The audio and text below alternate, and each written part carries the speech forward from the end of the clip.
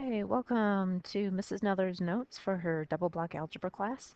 These are the notes for section 1.3 entitled Order of Operations. And today's objectives are to evaluate a numerical expression using the order of operations and to evaluate a variable expression using substitution first and then the order of operations. Now, mathematicians have an established order of operations, and that helps them properly evaluate algebraic expressions with more than one operation. Now remember, the mathematical operations that we're talking about are adding and subtracting, multiplying, and dividing. Remember, we don't really use the little x anymore for multiplying, though. We use the little dot, but I'm just writing the x for now. And we have a little phrase that helps us remember the order of operations. Some of you know it as PEMDAS, or please excuse my dear Aunt Sally. And that's just a little phrase to help us remember the order of operations. But the order of operations says that we have to start with the P, or the parentheses, first. So anything in an expression that's inside parentheses has to be simplified first. Then our second step is to do the E, which is exponents.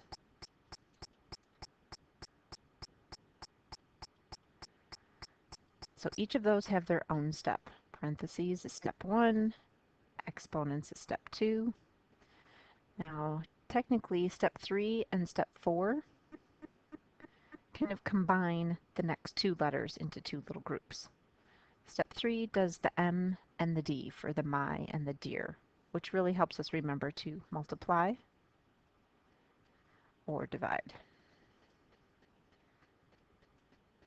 And then the last step is dealing with the A and the S in the expression, and that's to remind us that we need to add and subtract. Now there's a little rule that we have to remember though for step 3 and step 4. Some students incorrectly think that we go through and we do all the multiplication first and then all the division. Or we go through and we do all the addition first and then all the subtraction, and that's not correct.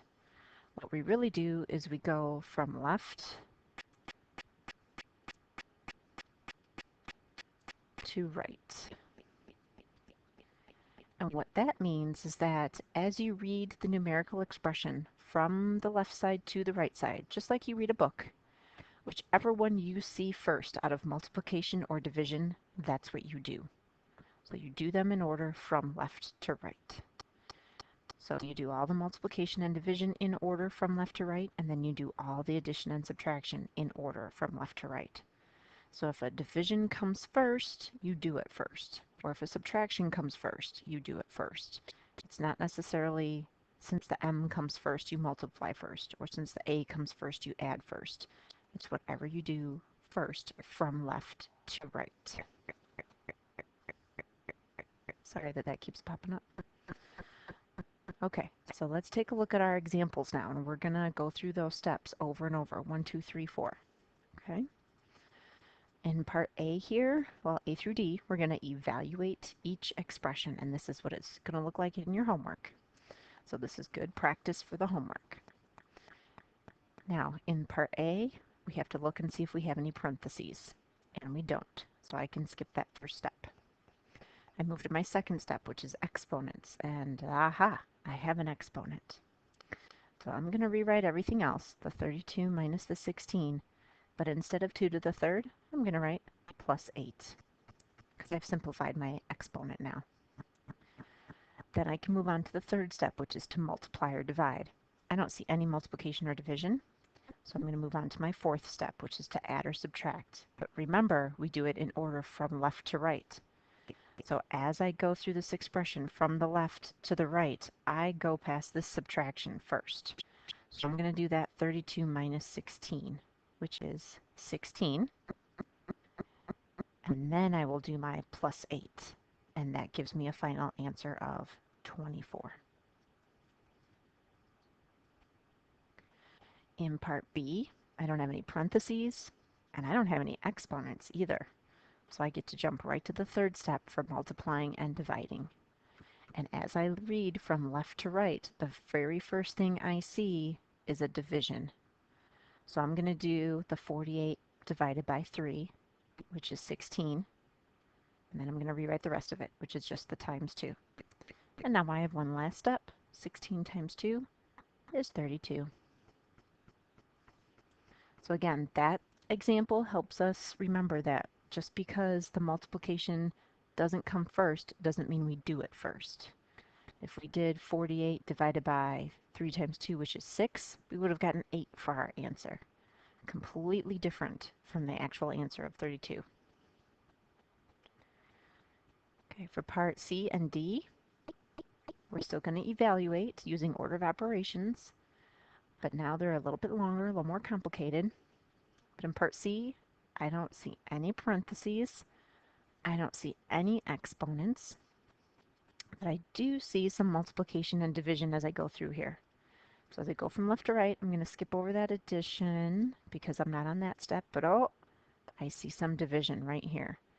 So those two numbers that wrap around that division sign, that's what I'm going to do first. So I'm going to do that 6 divided by 3. So I'm going to leave the 12 and I'm going to leave the plus, but I'm going to do the 6 divided by 3, which is 2. Now I'm going to keep going from left to right. I'm going to skip over that subtraction, but I do see multiplication here. So I can do that next as well. And the numbers around that multiplication are the 2 and the 5. So as I keep rewriting, I'm going to rewrite the minus, and then I'm going to have the 2 times 5, which is 10. So I simplified all my division and all my multiplication in the third step. Now I've got my last step of doing addition and subtraction. And again, I go from left to right. And as I go from left to right, the very first thing I see is the 2 plus 12. So that is 14. And then I can do my subtraction, which is the minus 10. So that gives me a final value of 4.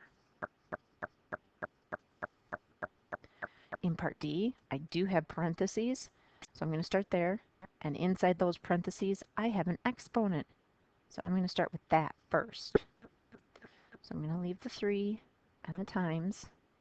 Now instead of 4 squared, I'll have 4 times 4, which is 16, plus 8. And then I rewrite the rest of it. Now the stuff in the parentheses still isn't simplified all the way, so I'm going to do the 16 plus 8. So I'll rewrite the 3 times, and then the 16 plus 8, that's 24. And then I rewrite the rest, divided by 4. So now my parentheses are all simplified, my exponents are all simplified, and now I can move on to multiplication and division. And as I go from left to right, this multiplication right here, that's the first thing that I see, the 3 times 24. So that gives me a 72. And now I can do my final step of dividing by 4, which gives me a value of 18. So make sure you go through those 4 steps: parentheses, exponents, multiply, divide, add, subtract. Now the only difference in example 2 from example 1 is that there's a variable, and lucky for us, they tell us the value of the variable. X is going to be equal to 2.